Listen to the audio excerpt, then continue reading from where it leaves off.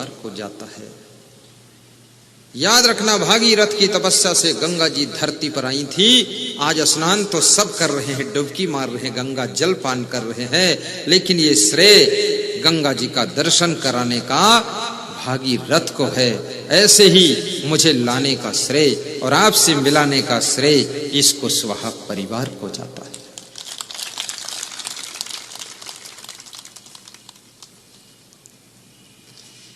मैं कहूंगा श्री कन्हैयालाल कुशवाहा खड़े हो जाएं,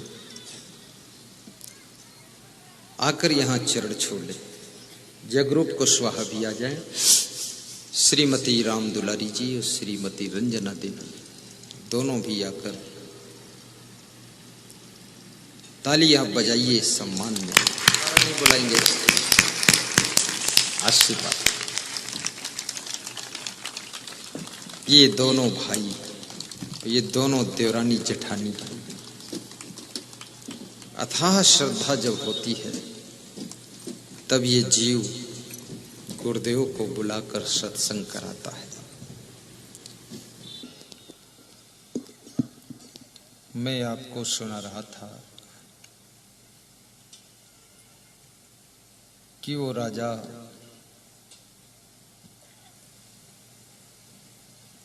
एक साथ जन्म लेने वाले, एक मुहूर्त में पैदा होने वाले बेटे और बेटी का भाग्य जुदा जुदा क्यों होता है? इसका उत्तर जानने के लिए बहुत ऊंचे पहाड़ से नीचे उतरता है और ढूंढते ढूंढते उस घर में जाता है जिस घर में 7 वर्ष की उम्र का बालक बीमार पड़ा हुआ है, और उससे पूछता है कि मैं प्रश्न का उत्तर लेने आया हूं। वो बालक हंसता है और उठकर बैठ जाता है और कहता है कि मैं तुम्हारे प्रश्न का उत्तर देने के लिए ही जिंदा हूं। उत्तर देने के बाद मुझे मर जाना है। मैं बीमार हूं, ज्यादा नहीं जी सकता हूं, पर मेरे अलावा तुम्हारे प्रश्न का उत्तर कोई नहीं देगा। तुम 2 महात्माओं से पूछ चुके, तीसरे से पूछ चुके, चौथी जगह अब आए हुए हो। मैं आपको बताता हूं कि जिस महात्मा के पास पहले तुम गए थे, जो आग के टुकड़े पानी में बुझा बुझा कर खा रहा था, और दूसरा महात्मा जो अपना मांस नोच नोच कर खा रहा था, और तीसरा मैं, और चौथा आप, ये चारों पिछले जन्म में सगे भाई थे। हम तो बोले सगे भाई थे, तो मैं राजा बन गया, तुम रोगी बन गए, और वो साधु बन करके आग के टुकड़े बुझा बुझा कर पानी में खा रहा है। वो तीसरा वाला मांस नोच नोच कर खा रहा है। ये क्या बात? बोले वही बात तो बताना है। हम तुम चारों भाई थे और चारों एक बार जंगल में सैर करने के लिए गए थे, और जंगल में घूमते घूमते हम तुम चारों भाई भटक गए थे। प्यास लगी थी, भूख लगी थी। एक सरोवर के किनारे जाकर तालाब में स्नान करके, और वहां पर एक किसान की झोपड़ी थी, उस किसान की झोपड़ी से हम आटा मांग कर लाए थे, थोड़ा नमक लाए थे, और थोड़ा गोबर इकट्ठा किया था, और उससे हम लोगों ने बाटी बनाया था, भौरिया बनाया था। हम तुम 4 थे तो चारों भाई एक एक भौरिया लेकर नमक के साथ खाने जा रहे थे। उसी समय एक महान संत आता है, कई दिनों का भूखा, और वो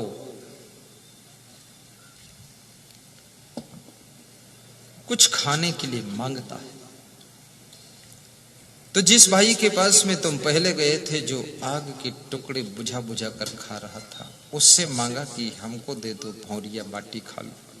तो उसने कहा तुमको दे दूंगा तो क्या मैं आग खाऊंगा? तो उसने दिया नहीं, आग खाने की बात कही थी, इसलिए वो इस जन्म में आग के टुकड़े बुझा बुझा कर खा रहा है। उसके बाद वो महान संत दूसरे संत के पास गया, दूसरे भाई के पास मांगा तो दूसरा भाई बोला तुमको खिला दूंगा तो मैं क्या अपना मांस नोच कर खाऊंगा? इसलिए वो उसी कर्म के वशीभूत होकर अपना ही मांस नोच नोच कर खा रहा है। उससे तुम पूछने गए थे उत्तर। तीसरा मैं था, जब वो मेरे पास आया मांगने के लिए तो मैंने भी उसको भौरिया नहीं दिया, बाटी नहीं दिया। मैंने जवाब दिया कि तुझको भौरिया खिला दूंगा तो मैं क्या भूखों मरूंगा?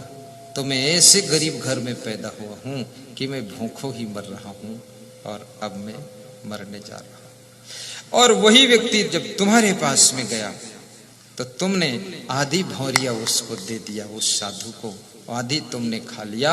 वो साधु ने आशीर्वाद दिया कि तुमने मेरी क्षुधा शांत किया है, आशीर्वाद है तुम राजा बनोगे। और बाकी ये जिनकी भावना ऐसी है ये उसी भावना को प्राप्त होंगे। तो तुम राजा हो गए और हम रोगी हो गए। इसलिए ये भाग्य में इतना अंतर हो गया। भाग्य बहुत विचित्र चीज है।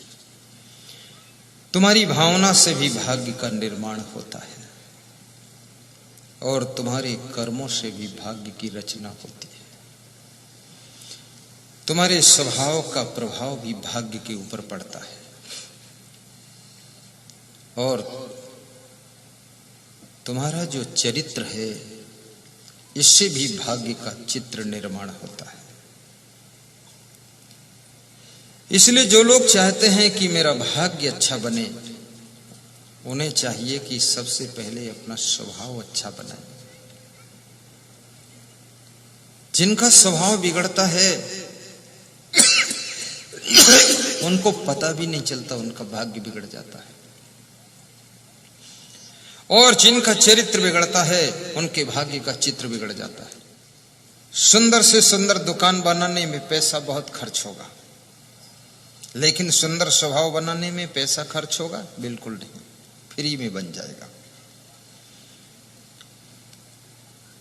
और सुंदर मकान बनाने में पैसा बहुत खर्च होगा, लेकिन सुंदर चरित्र बनाने में पैसा नहीं खर्च होता है। और मकान कितना ही सुंदर हो, दुकान कितनी सुंदर हो, गाड़ी कितनी सुंदर हो, साड़ी कितनी सुंदर हो, पर यदि आपका स्वभाव और चरित्र सुंदर नहीं है तो आपको शांति और सुख नहीं मिल सकता है। और स्वभाव और चरित्र आपका फ्री में सुंदर होता है, इसलिए सुख शांति फ्री ही मिलती है, ये पैसे से नहीं मिलती।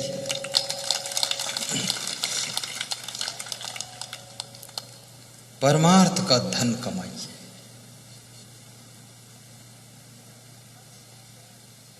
भौतिक धन भी आपके पास में होना चाहिए, लेकिन आध्यात्मिक धन भी होना चाहिए। धनवान बनो।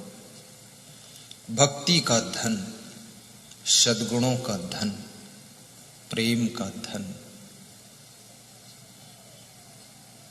जो पैसे से नहीं पाया जा सकता है वो आपस के प्रेम से पाया जा सकता है। पैसे से तुम शहद नहीं बना सकते हो, लेकिन मधुमक्खियां आपस में प्रेम से रहती हैं तो शहद बना देती है। शहद और मधुमक्खियों का जूठा सब लोग खा लेते हैं। अपनी मां का जूठा खाने में भी लोग इतराज करेंगे, पत्नी का जूठा खाने में लोग सोचेंगे, पति का जूठा खाने में विचार करेंगे, लेकिन मधुमक्खी का जूठा खाने में किसी को कोई एतराज नहीं है, सब खा लेते हैं। और मधुमक्खी फूलों का रस अपने मुख में भर कर लाती है और छत्ते में इकट्ठा करती है। मधुमक्खी कोई टैंकर में भर के नहीं लाती है रस को, मुंह में भर कर लाती है। उसका लार थूक भी उसी मिल जाता है और उसको तुम चाटते हो और कहते हो है बहुत अच्छा शहद, असली है।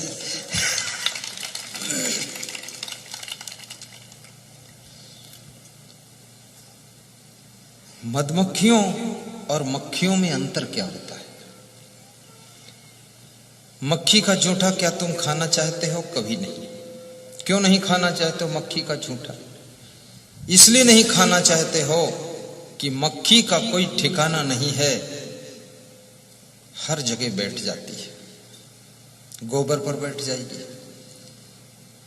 मक्खी गोबर से उड़ेगी तुम्हारे दाल भात पर बैठ जाएगी, दाल भात से उड़ेगी तो शौचालय तरफ बैठ जाएगी, वहां से उड़ेगी तुम्हारी नाक पर बैठ जाएगी। बिल्कुल नासमझ है। लेकिन मधुमक्खी ऐसा नहीं करती है, वो फूल पर बैठती है, विष्ठा पर नहीं बैठती है, सोच समझ कर बैठती है।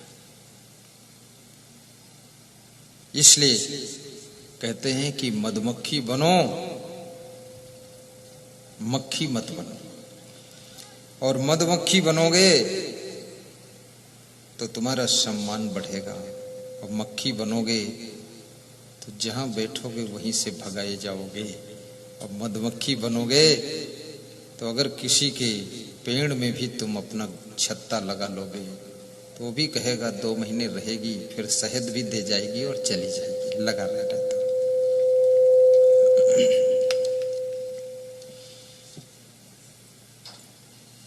बहा दो प्रेम की सरिता, दिलों में प्यार का सागर। गाइए। बहा दो प्रेम की सरिता, दिलों में प्यार का सागर।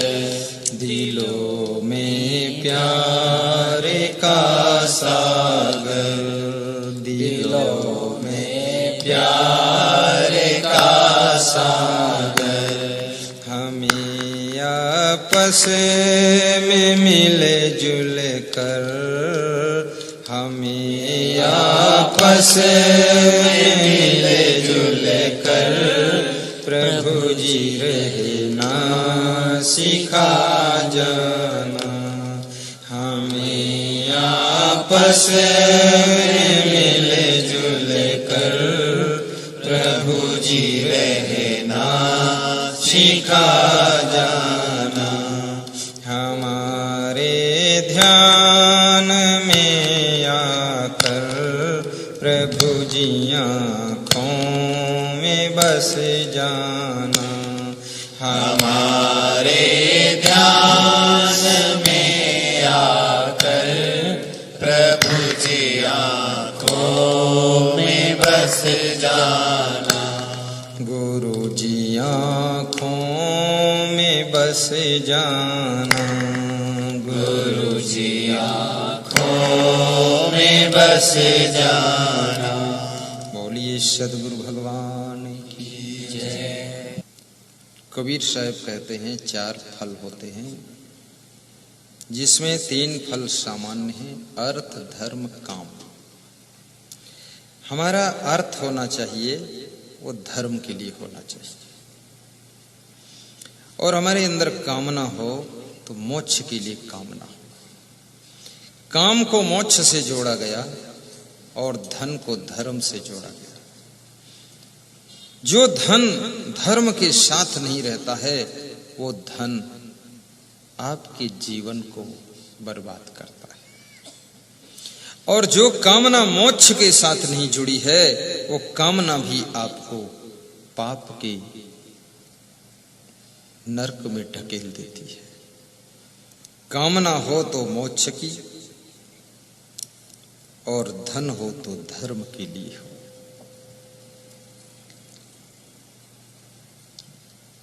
एक दूसरे के पूरक शब्द हैं।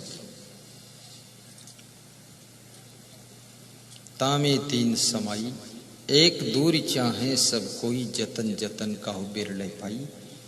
एक फल जो मोक्ष फल है ये बहुत दूर लगा हुआ है और इसी फल को सभी चाहते हैं और इसे कोई बिरले पाता है, बहुत जतन करने के बाद पाता है। मोक्ष ऐसे आसान नहीं। और जब जब दुनिया में तुम दुखी होते हो तब तब तुम चाहते हो कि मेरा मोक्ष हो जाए तो ठीक है, इस दुनिया में आना ना पड़े तो ठीक है। और जब इस दुनिया में तुम खुश होते हो तो तुम कहते हो बार बार हम जन्म ले और बार बार हम दोनों पति पत्नी बने और बार बार मदार नगर में आए, ऐसा भी बोलते हो। जब खुश होते हो तो दुनिया में बार बार आने का मन होता है और जब परेशान हो जाते हो, दुखी हो जाते हो तो मन होता है कि अब दुनिया में कभी आना ना पड़े, अब यहां से छुटकारा मिल जाए, ऐसा चाहते हैं। और मुक्ति कैसे होगी? कबीर साहब कहते हैं जियते न तरियो मुये का तरी हो, जियते ही जो न तरे। जो जीते जी नहीं तर सके वे मरने के बाद क्या तरेंगे? लोग कहते मरने के बाद मोक्ष तो हो ही जाएगा, फोकट में थोड़े हो जाएगा। मरने के बाद फिर से जन्म हो जाएगा, मोक्ष नहीं होगा। पुनरपि जननम पुनरपि मरणम, यही क्रम चलता रहेगा। मृत्यु कोई मोक्ष नहीं प्रदान करती है। मृत्यु तो इस शरीर का अंत करके और नए शरीर को प्रदान करती है। मोक्ष की साधना तुमको जब करनी होती है तो उस साधना के बाद साधना तुमको मोक्ष दिलाती है। तो मोक्ष की साधना क्या है? बंधाए विषय संगो मुक्तो निर्विषयम मनः, मनयो मनुष्याणाम कारणम बंध मोक्ष। विषयों में आसक्ति बंधन है और विषयों से मुक्ति ही मोक्ष है, और मन ही मनुष्य के बंधन और मोक्ष का कारण है। ये मन जब विषयों से अनासक्त हो जाता है तो मोक्ष का द्वार खोलता है, और जब ये विषयों में आसक्त हो जाता है तो ये बंधन का ताला लगाना शुरू करता है। चंचलम ही मनः कृष्णा प्रमाथि बलवद दृढ़म तस्याहम निग्रहम मन्ने वायु रुषु दुष्करम असंशयम महाबाहो मनो दुर्निग्रहम चलम अभ्यासेन तो कौन्ते वैराग्येण च गृह्यते। मुक्तिम इच्छसि चेत्तात विषयान विषो त्यज, क्षमा आर्जवम दयाम सत्वम शौचम पीयूषवत पीयू। यथा परम कैवल्यम गुरु मार्गेण वै भवेत गुरु भक्ति रति कार्य सर्वदा मोक्ष कांक्षी निर्माण मोहा जित संग दोषा अध्यात्म नित्य विनिवृत्त कामः द्वंद्वैर विमुक्त सुख दुख संगैर गच्छन्ते मूढ़ा पदम अव्ययम तत् यतेन्द्री मनोबुद्धि मुनि मोक्ष परायणा विगते इच्छा भय क्रोधा यह सदा मुक्ति उत्साह। ये सभी श्लोक मैंने अनेक शास्त्रों के मिक्स कर दिया, नीति शास्त्र और श्रीमद् भगवत गीता और उपनिषद सब मिला देता हूँ। कौन बताए किस शास्त्र का है, सब गबड़ देता हूँ। ये क्या चना चबेना बना देता हूँ सब। वो शास्त्र वास्त्र का नाम लो, उसमें भी टाइम बर्बाद होता है, और सब एक ही मेल है तो मिक्स करके दे देता हूँ। जो मुक्ति की इच्छा चाहते हैं, यह स्कंद पुराण का श्लोक है। पार्वती जी शिव जी से पूछ रही हैं, जिनको मोक्ष की इच्छा उनको क्या करना चाहिए? तो शिव जी कहते हैं, हे पार्वती, उनको गुरु की भक्ति खूब करना चाहिए और मन लगाकर करना चाहिए। भक्ति करते करते ही मुक्ति की मंजिल आ जाती है। जब भक्ति पूर्ण हो जाती है तो मुक्ति का फाटक खुल जाता है, ऐसा बता। अभी आप भक्ति कर रहे हो, बहुत से लोगों की मुक्ति होना शुरू हुई है। कोई बीड़ी से मुक्त हुआ है, कोई दारू से मुक्त हुआ है, कोई गाली गलौज से मुक्त हुआ है, कोई बहुत झूठ बोलता था तो आधा झूठ से मुक्त हुआ है, आधा भी है और कोई गंदगी से मुक्त हुआ है। कितने लोग बिना हाथ धोए भोजन खा लेते थे, और उनसे कोई कहे कि हाथ धो लो तब भोजन खाओ, तो उत्तर दे देते थे कि भैंस कब हाथ मुंह धोती हो, तो ऐसे खा लेती। तो उनसे पूछो क्या तुम भैंस हो? बोले कोई संदेह भी है क्या इसमें? वो भैंस बनने को तैयार पर हाथ को नहीं धोएंगे। कितने लोगों की गंदगी से भी मुक्ति हुई है, साफ सफाई रखने लगे हैं और हाथ धो करके। अब एक बात और कहूंगा मैं, एक छोटी मशीन खरीद लेना आटा मारने वाली, छोटी, जो 2 किलो 3 किलो आटा मारती है 5 मिनट में। ये हाथों से आटा मारना बंद कर दीजिए। अब पैसे की कमी नहीं है। अब महिलाएं गेहूं पीसना बंद कर चुकी हैं तो दांत पीसना शुरू कर चुकी है और धान कूटना बंद कर दिया है तो बच्चों को कूटना शुरू किया है। और जो महिला हंस करके पूरे घर का मैनेजमेंट करती हो वो महिला नहीं है, वो तुम्हारे घर की महिमा है। और जो महिला बच्चों की गम खा करके उनको अच्छे संस्कार देने का प्रयास करती हो, वो याद रखना केवल महिला नहीं है, वो देवी का अवतार जन्म लिया है। इसलिए सब गम खा करके बच्चों को संस्कार दे रही है। और बच्चों को अच्छे अच्छे संस्कार दीजिए, बैठना उठना सिखाइए, मेहमान की सेवा करना सिखाइए और बच्चों को सफाई शुद्धता भी सिखाइए, पैर छूना भी सिखाइए। इंग्लिश पढ़ना बुरा नहीं है, लेकिन इंग्लिश बियर पीना बुरा है। देसी आदमी बनकर रहना बुरा नहीं है, लेकिन देसी शराब पीना बुरा है। ऐसा वैसा खाना पीना बंद करो और अपने जीवन को इन बुराइयों से मुक्त करो। धीरे धीरे धीरे धीरे आपकी पूर्ण मुक्ति हो जाएगी, आपका जीवन मंगलमय हो, ऐसी मैं शुभकामना करता हूं।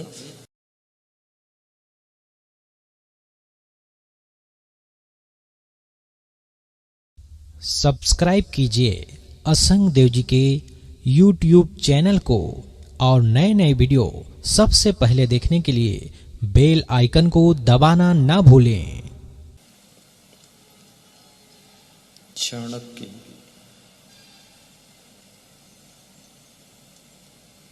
एक बहुत बड़े नीतिकार हुए हैं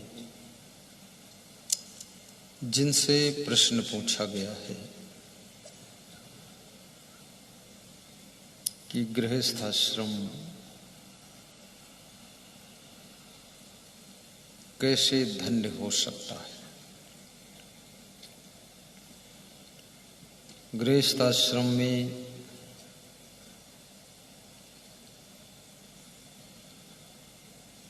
कैसी रहनी से रहना चाहिए जिससे कि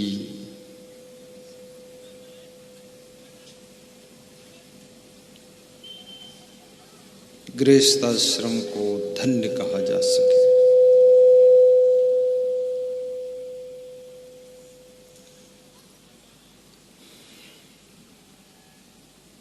चाणक्य बहुत बड़े नीतिकार हुए हैं जिनकी महिमा पूरे भारत देश में फैली हुई है। जो बहुत बुद्धिमान व्यक्ति होता है उसे चाणक्य कहा जाता है।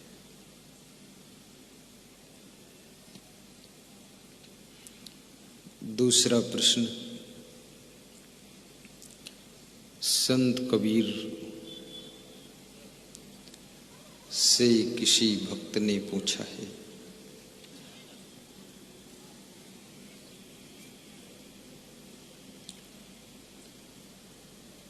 कि संसार में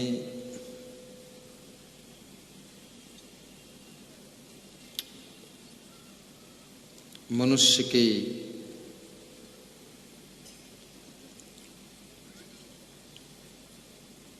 जीवन में जो दुख है,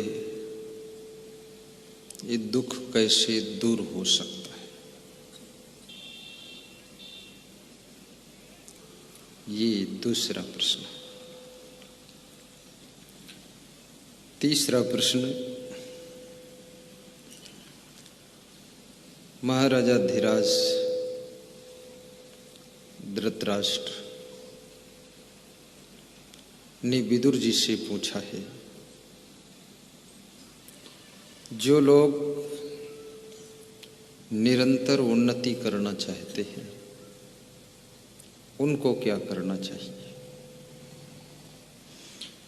क्योंकि संसार में ऐसे बहुत से लोग देखे जाते हैं जो कुछ दिन उन्नति करते हैं, उसके बाद वे फिर नीचे आ जाते हैं।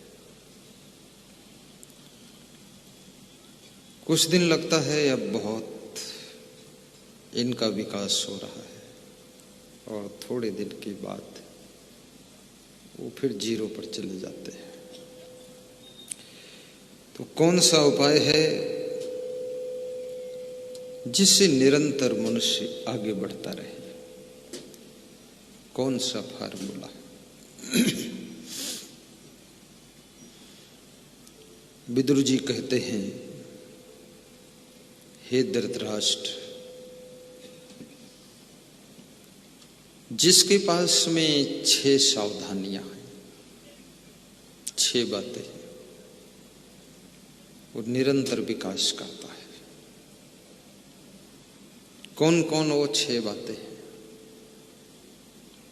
अभी थोड़ी देर के बाद बताएंगे। सबसे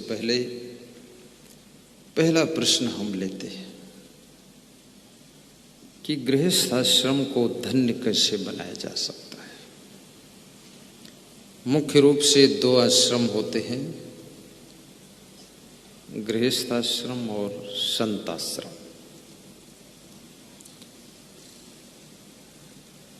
सामान्य रूप से 4 आश्रम होते हैं, ब्रह्मचर्य आश्रम, गृहस्थ आश्रम, वानप्रस्थ आश्रम और संन्यास आश्रम।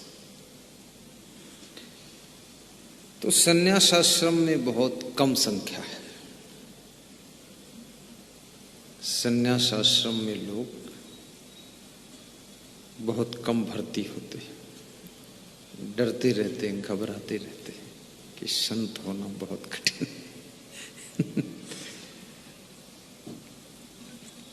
और जबकि सच्चाई ये है कि गृहस्थ होना बहुत कठिन है। गृहस्थ आश्रम में दुख भी ज्यादा है, संघर्ष भी ज्यादा है, मेहनत भी ज्यादा है, कष्ट भी ज्यादा है, चिंता भी ज्यादा है, फिर भी लोग उसी में प्रवेश होते हैं। और लोग कहते हैं कि संत बनना बहुत कठिन है, जबकि संत बनना बहुत सरल है। चाय मत पियो, 1% संत हो गए। बीड़ी, सिगरेट, गांजा, भांग, चरस, अफीम, तंबाकू, दारू, अंडा, मुर्गी, मांस, मछली सब बंद कर दिया, 10% संत हो गए। इंद्रिय जन्य विषय भोगों का त्याग कर दिया, ब्रह्मचारी का संकल्प ले लिया, 100% संत हो गए। मोह ममता समाप्त कर दिया, पूरे संत हो गए। अब मोह नहीं कहीं है, घर में भी मोह नहीं है, जहां जन्म हुआ वहां भी मोह नहीं है।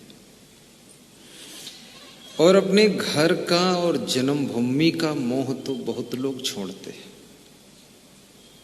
जो लोग घर से नाराज हो जाते हैं वो भी घर का मोह छोड़कर भाग जाते हैं।